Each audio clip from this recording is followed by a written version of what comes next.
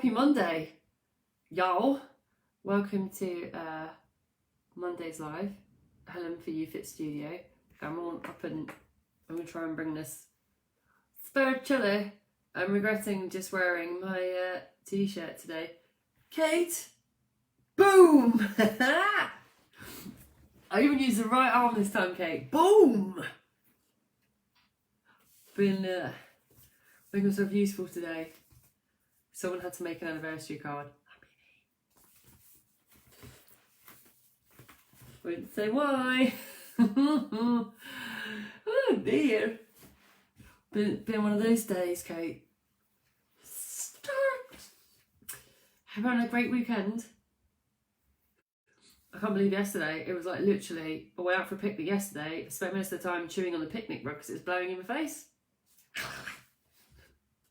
The one time, the first picnic that I've been outside for, and it's like gale force winds.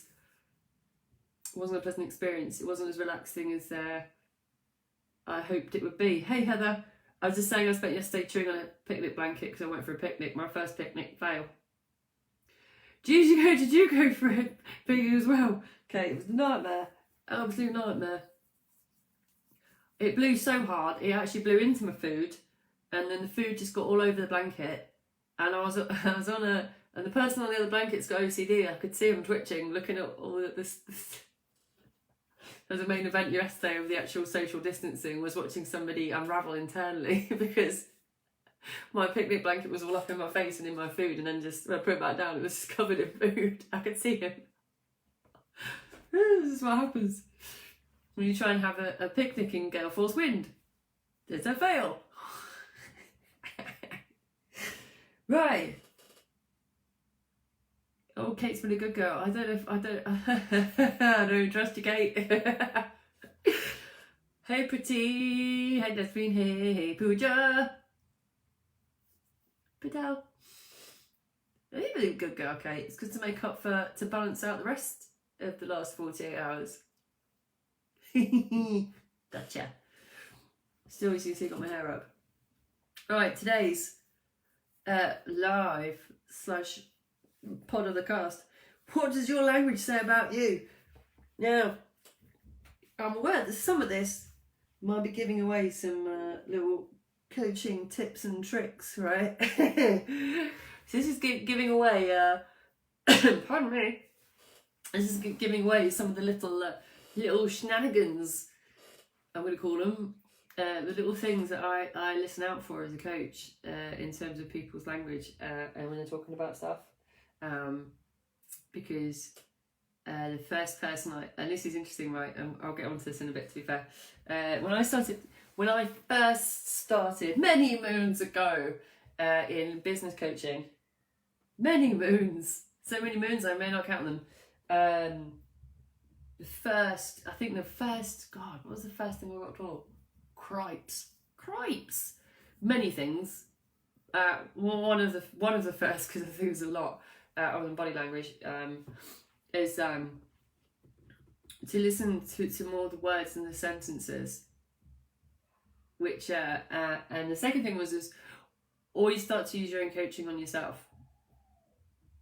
I'm sorry if you can't hear that. I think my next door neighbours are playing Cowboys and Indians. Yeah, it sounds like they are. Apologise. So yeah, I've got a. Where's my? I could have actually got involved because I've got one here, obviously, just on standby for that. But it literally sounds like her grandson's playing. Yeah. So apologies if you can hear that. It's not screaming within my house. It's next door. No one's getting killed. So. I wasn't that right. So it's listen to the words more than sentences, and the first person to use your own coaching skills on is yourself, because you've got to listen to your own language, because that dictates your own behaviours and what you're trying to communicate when coaching or being coached, right? So this is the thing, when you guys are having a little conversation with your coach or with me, I'm going to listen to the words, because they say more about you sometimes than your sentences.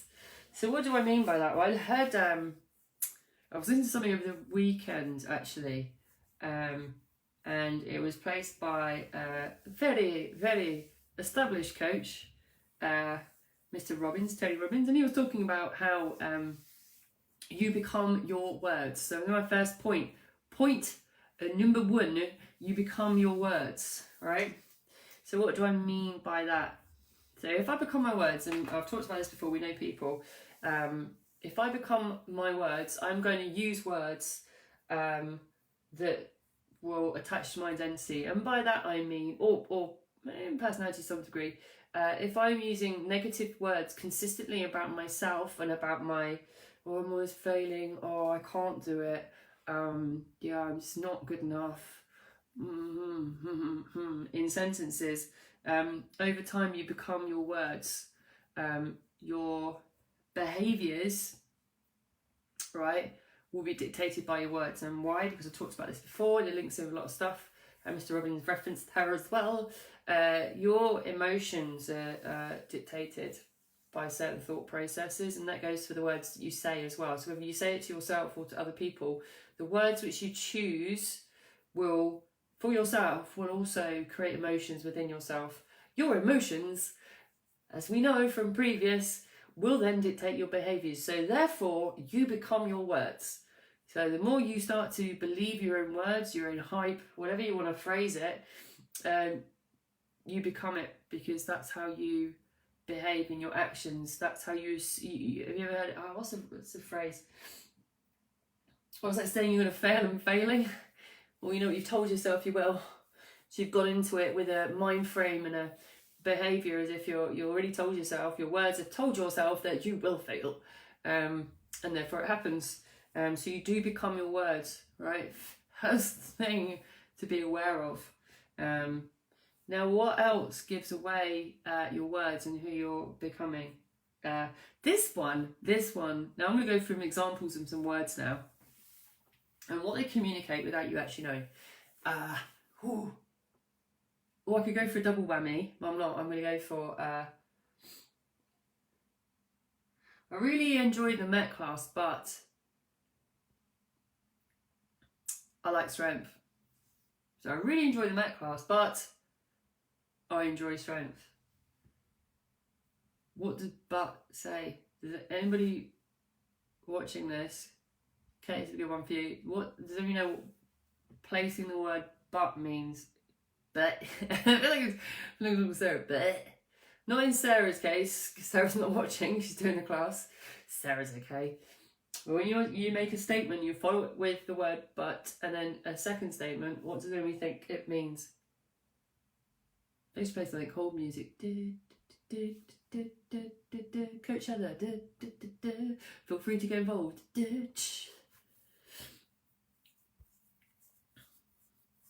People are fervently typing. I don't know. I'm trying to think, but I don't know. Ooh, Kate says excuse. Interesting. Kate, why do you think excuse, Kate? Out of interest. Okay, good day, says. Saying something and using the word but is an excuse. Interesting. Why, Kate? I'm not saying you're right or wrong.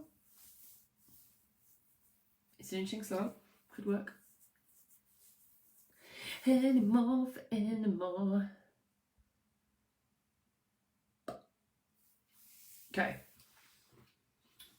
Here's what it is, and you can start to hear this in your own language. When somebody is placing the word, but I'm too busy.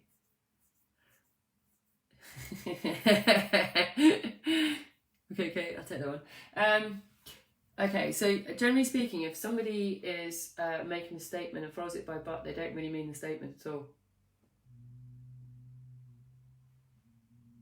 They don't mean the statement at all. Think about times when you've heard it. I'd love to come, but would you love to come? Because if you would really love to come, you would come. So therefore, excuse is kind of right, Kate. In that, but why do we hear it? Because we hear it in excuses for people not doing things or not wanting to do things. But what did I say excuses were? I said excuses were stories or lies that people tell for not doing something, right? So if I say the word but after something, what I'm really saying is that no, it's not true. I'm giving you something though. You say that, Kate. You say, but I'm too busy. So yeah, let's just use an example. You know what? I would absolutely love to be there, Kate, but I'm washing my hair. So in a sense, yes, it's an excuse, but it's also sometimes it's used in that sentence a lot, Kate. But other times you'll hear it will be someone say, "Yeah, I really enjoyed it, but it was annoying because somebody was talking through it, so you didn't really enjoy it." Or I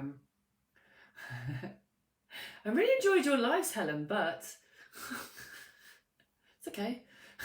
It's all right. So it's an interesting one. Now, how does something sound differently?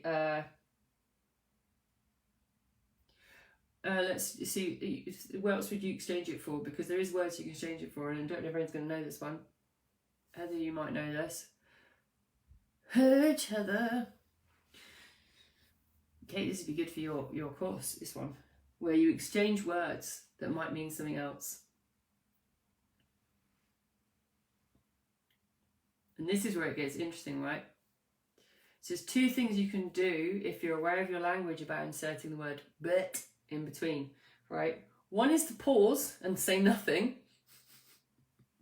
It's awkward, it works. Or you exchange the word and, right? So I'd love to come, Kate. I've already got something organised. So Kate, let's do both together. So Kate, I'd love to come, but I've got something else on. Kate, I'd love to come. I've got other plans. Awkward pause. Still works, right? Different communication. This is what people don't understand, that subconsciously you transfer information through how the words you use rather than the actual sentence. Because just changing one word can change a whole situation with words. It's fun, isn't it? So this is where you start to love your own language around when I'm talking to clients about their health and fitness, around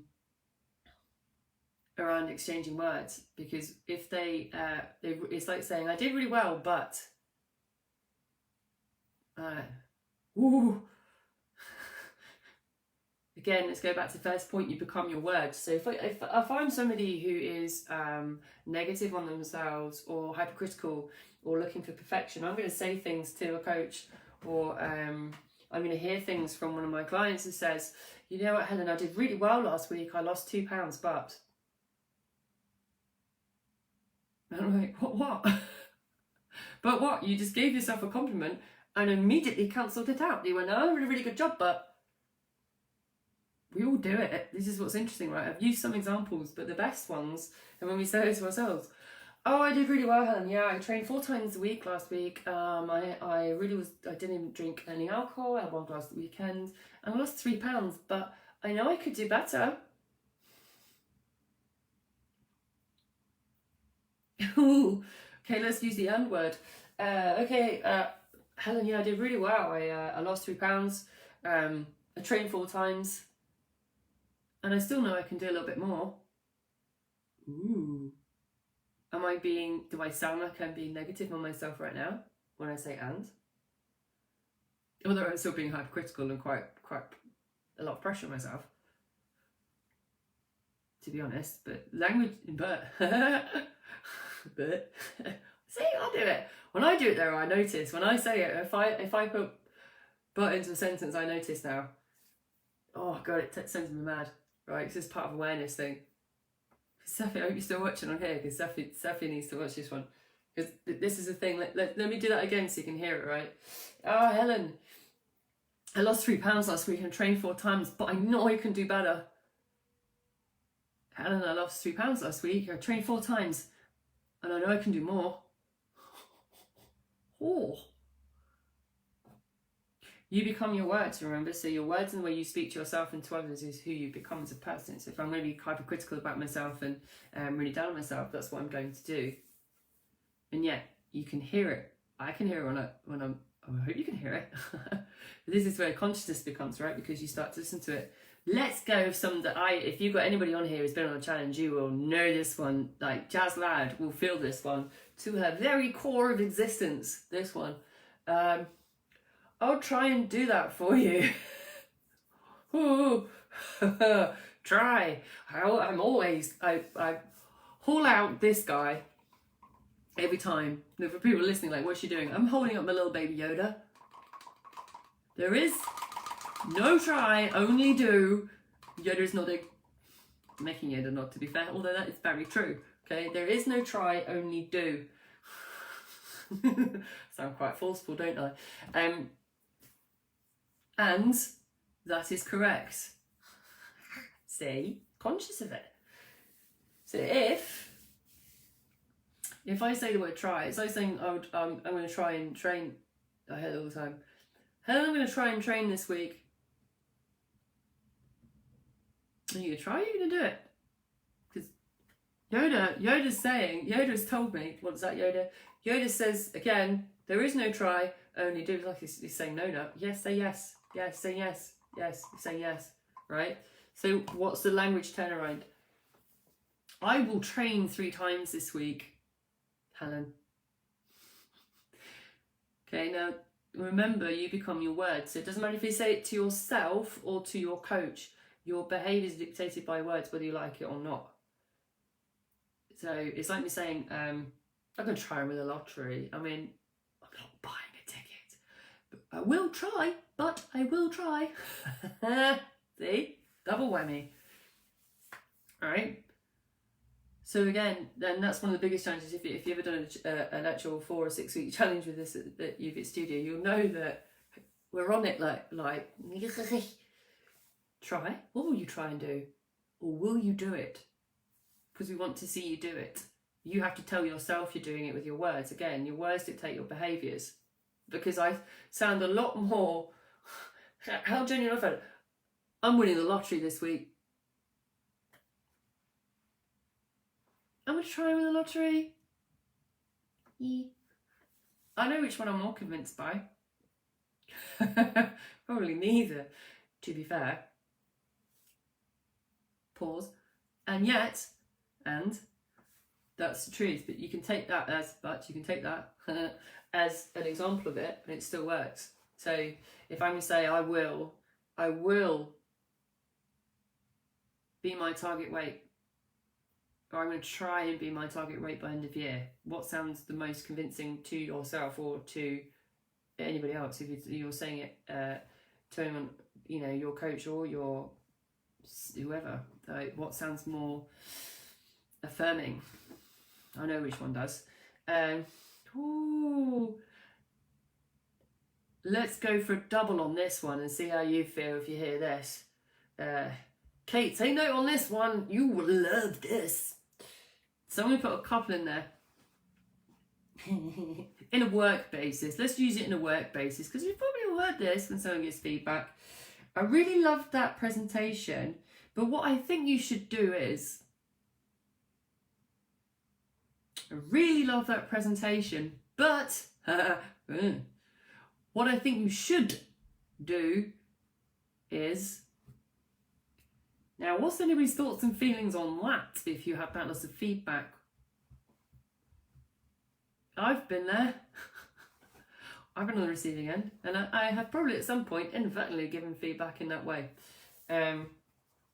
So if you go back to initial, but I liked your presentation, but did you? Because I think what you're telling me is not. Oh, so that's a great. Oh, here we go. That was a great presentation, but what I think you should do is, okay. So first part. Not sure if you do. And secondly, the shoulda, coulda, wouldas. Oh, I've touched on it before. The shoulda, coulda, wouldas. So the shoulds. The should is it's like directing somebody, saying you should do this because I say so. It's a bit like telling yourself off as well. When people say I should have done it. What I should have done is this. Ooh, the shouldas. So let's flip it in a different way. I thought your presentation was great. And how to develop that would be perhaps to include this. Ooh, different. No but, no judgment, no inflection or anything. So that's I've used the work-placed one because you probably will come across it, and yet it's still we all use the word should and but in sentences with what we say about ourselves when things don't go according to plan. Like I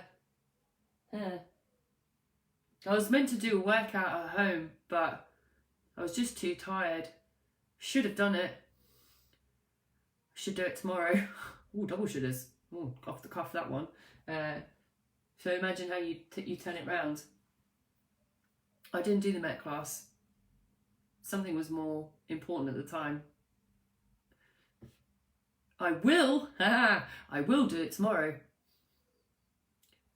So look, I've covered 3 in there straight off the bat. Now, how does that sound in if I say, going back to your point, you become your words? The emotional attachment, if you can hear it, between the first example and second example is very different. I feel a bit like Eeyore when I'm doing the first one. I should have done it, and I didn't. I was too tired. On the third, I would have done it. I was so tired. I'm even when I'm doing it, I'm like posturing. I'm like, I didn't do the Met class. I did something else instead. I will do it tomorrow. And will. Should. Good setup for failure is should. That's what Coach Eva's saying. I think using the word should. It should go well tomorrow. Oh dear. Yeah, it's a good point, Heather, actually. If you think about examples where you use it, this should be brilliant. Awkward smile. As opposed to this will be brilliant. And I will enjoy this. Ooh. Small changes. It's actually small changes in one sentence, is what I say, where you as a coach and as an individual, you can start to do this with people around you. Like I said, one of the first things I ever told as a coach is start to use yourself and then listen to those around you. How you say things and how people say things around you will show you how you can make improvements on both yourself and on listening to others, because what you can get is that as I said, you're learning about them through their words, not their sentences, and those are 2 different things. So Nikki's saying, where there is will, there is a way. Yeah, good sentence.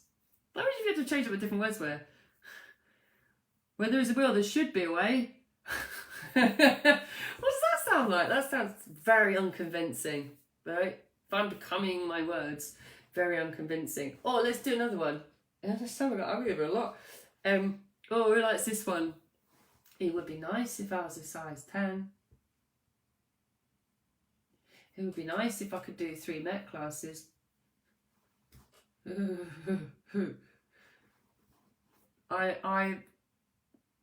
I'm not convinced at myself. I'm not convinced at myself.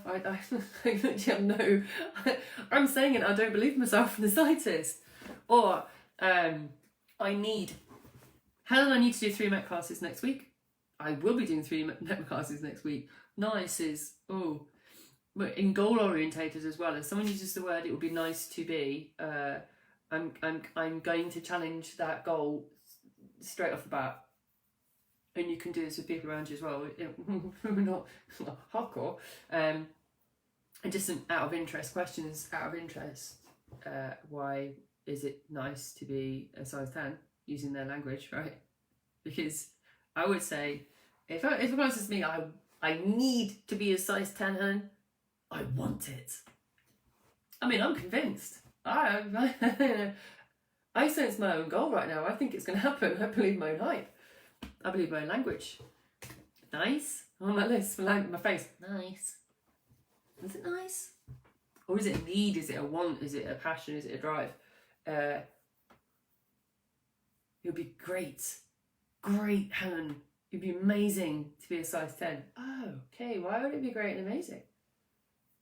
Nice is very meh. That's a technical word. There's a word you can use in language. Meh.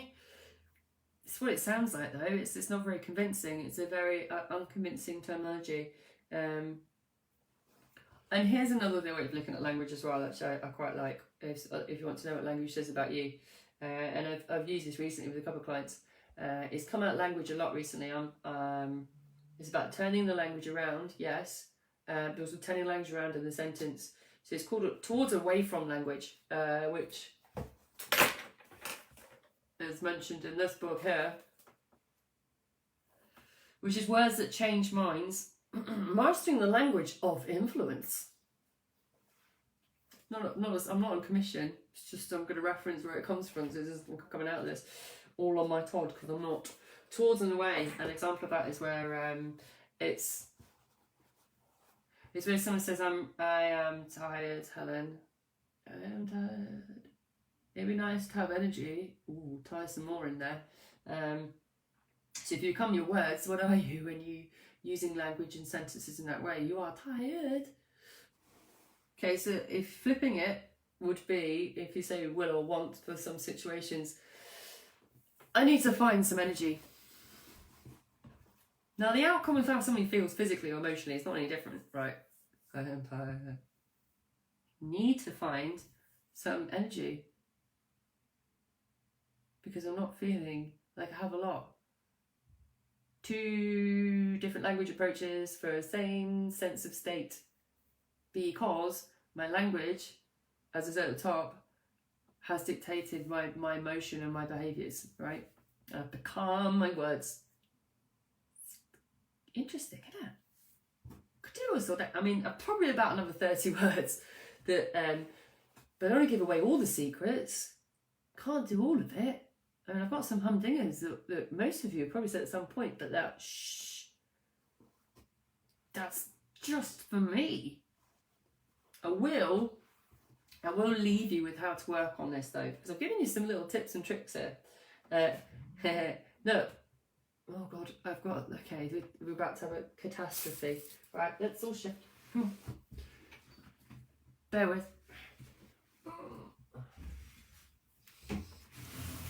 Schoolgirl error, not feeding cats before you go onto the internet.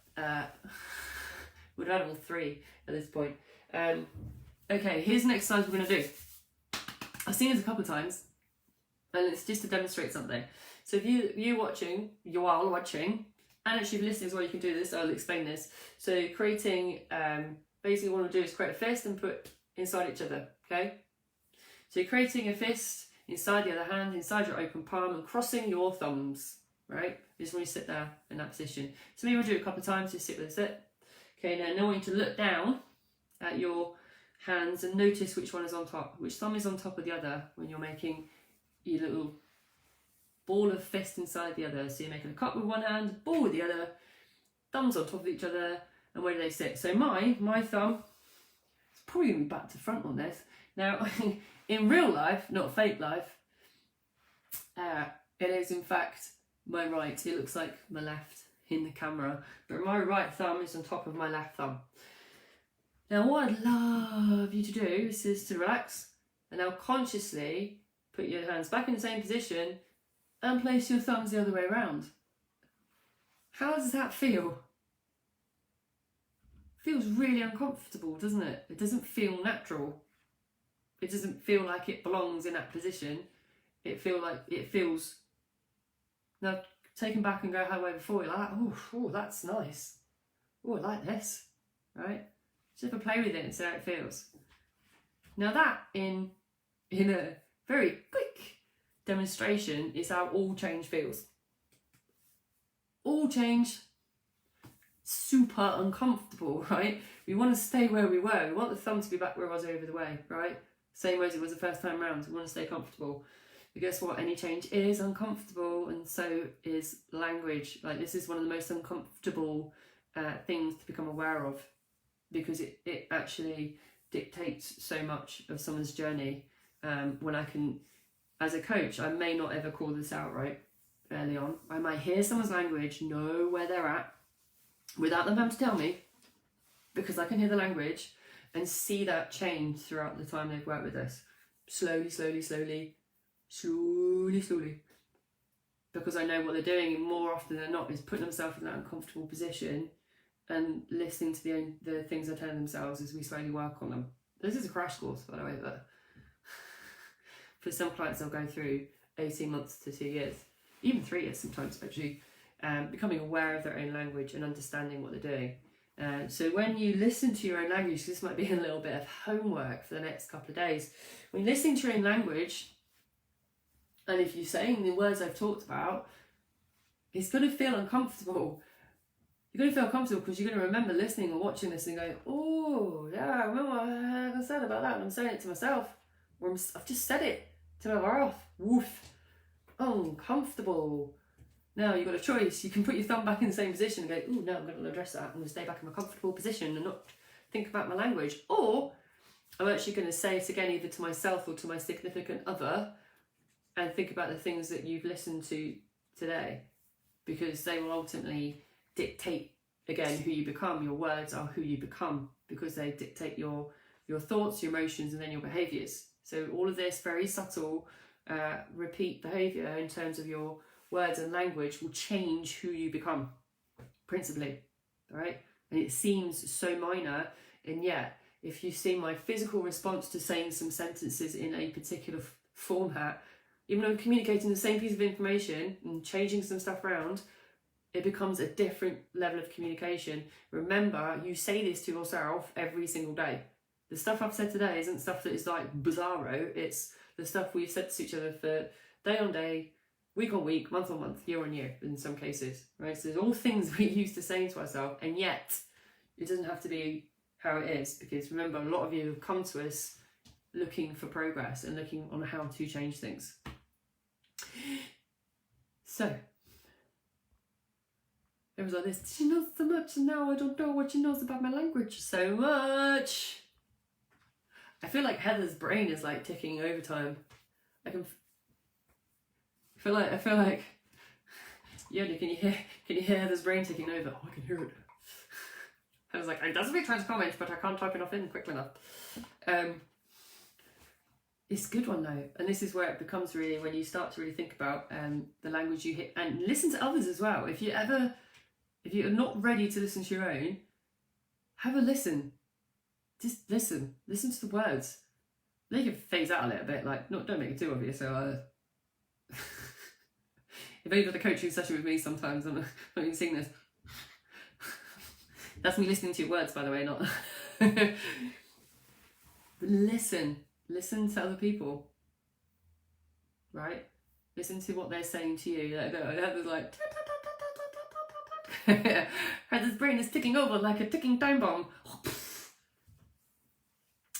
Because what's fascinating is, as I said, if you're not ready to come out your comfort zone, the whole thumb situation, and listen to your own, or start changing your own, start to listen to somebody else's and see where it's being placed before that, so you understand, and listen and sense how you feel when someone says that to you. Because that humdinger of the work one is not woo, that presentation was great, but what I would do next time, or what you should do is this. Ooh, when some things are communicated to us, there's something else communicated that isn't in the words. And what is great to become reflective and always understand it is that every time you speak, you do the same. So you've been receiving out of that one. God, imagine if it's like in a relationship when it's like you go, oh God, no, I hope nobody gets dumped. I'm just saying that it'll be. Imagine what you hear in those conversations if you actually listen to it, like the language that's being used. The good one is that one that everyone talks about is it's not you, it's me.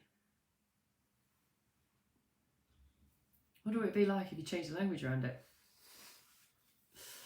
It's really fascinating. Right, so recap.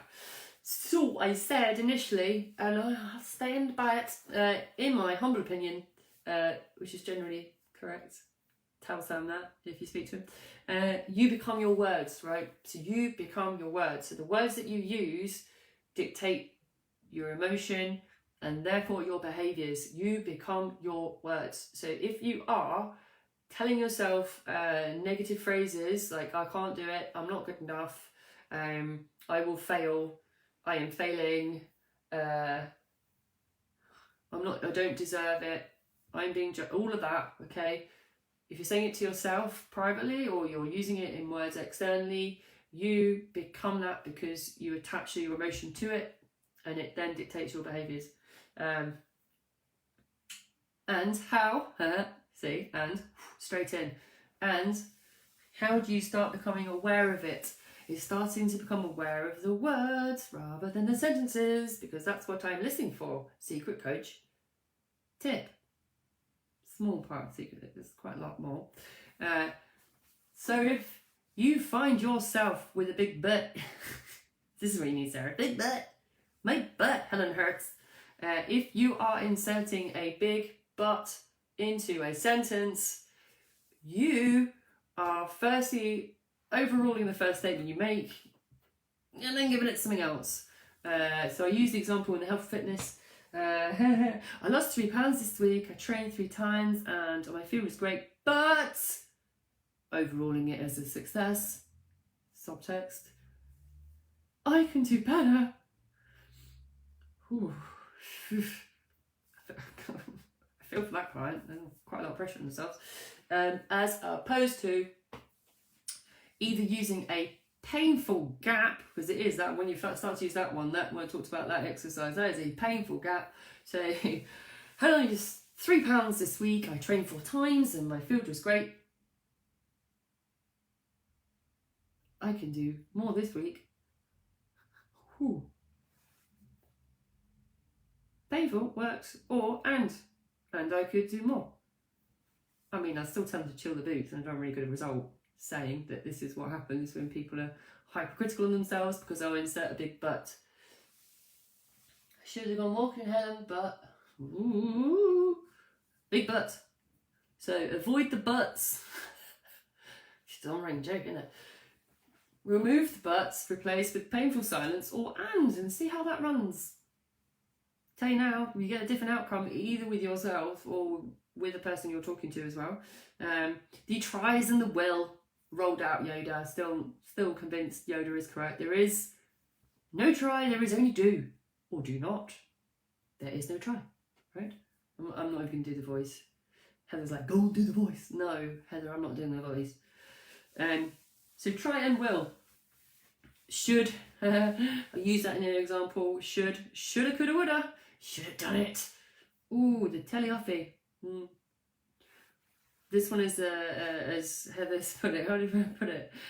Should. It's a good setup for a failure is should. Yeah! The should is one that we don't really want to use in language with ourselves or others. And when you try to, or when you are, not try, when you remove it, you will see, affirmative, that things will change in terms of outcomes, because you're not setting yourself up to partly believe it's not going to work. So again, it's all about use of language when it comes to states. You have a towards or away state. So example use if someone says, I'm really tired, I'm really tired, I'm so tired. I need to find a way to increase my energy. It is lower than normal. Okay. Same thing being communicated with different words in a different order. And then lastly, I did the exercise where I talked about making 1 cup, 1 ball with each hand in, thumbs on top of each other. Where do they land? Left on right or right on left? Okay. And we consciously change them over. We feel uncomfortable. And that little physical exercise is a demonstration of what it's like to do any change whatsoever, ever. Any change, super uncomfortable. We want to go back to where it's comfortable with our thumbs because we like it there. Right? And using the practices of exchanging words out or changing your sentence structure will feel like that. It'll feel uncomfortable. It'll feel disjointed. Actually, the repetition of that over and over again, like if I was going to do this loads and loads of times, the same way with a different thumb, actually not annoying. I mean, the noise is annoying for everybody else, but if I keep doing that actually over a period of time, it feels no different if I just change it and do it on the other side, right? Switch thumbs and keep doing it. It's duh. same, right? And if you're not ready to be put in a comfortable situation with your own language, the final point I made is actually just listen to somebody else's around you, your significant other, friend, family, even if your lots of stuff is scripted on TV, if you're listening to news broadcasters, interviews, anything, start to listen for the buzzwords that some of these I've just thrown out. Notice what's really being communicated by that individual as opposed to the actual sentence. What is it they're telling you with their words? Because you become your words. Whew. No, Heather, I'm not doing the Yoda voice. I might do it for you tomorrow. Honestly, tomorrow I might do it. Not now. I might do the full face paint, ears, robe. Got nothing much else on. Now I've finished making my anniversary card, I'm good. Got nothing else much to do today, other than ride my imaginary horse around my garden. There's nothing else to do. Now, please do join me tomorrow, if you dare. I can't remember what tomorrow's about. I just keep looking forward to Fridays. Can't wait for Fridays one. So those of you who have joined who've not been on for a couple of days. Who moved my cheese is Friday. I'm trying to keep that to 40 to 45 minutes. It's going to be interesting. I will. I will try. I will keep it to 45 minutes. Language. So have a lovely evening in the Gale Force winds, and I will catch you tomorrow night.